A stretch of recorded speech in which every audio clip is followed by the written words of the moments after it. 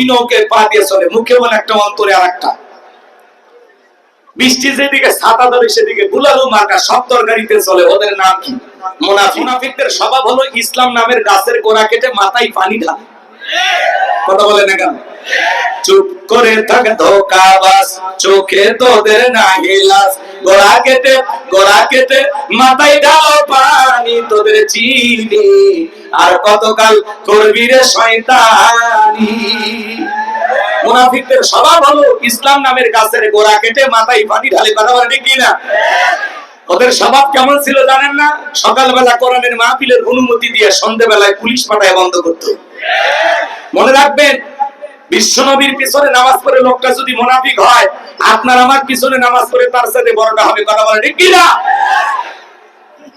মনে রাখবেন, দাড়ি টুপি থাকার পরেও মুনাফিক হতে পারে, হজ করার পরে আলহাজ মুনাফিক হতে পারে। এই জন্য মুনাফিক আপনার আমার আশেপাশে ঘাপটি মেরে থাকে, চেনা যায় না। কথা বলেন, অমুসলিমের ভিতর থেকে মুনাফিকের জন্ম হয় না, মুনাফিকের জন্ম হয় মুসলমানের ভিতর থেকে।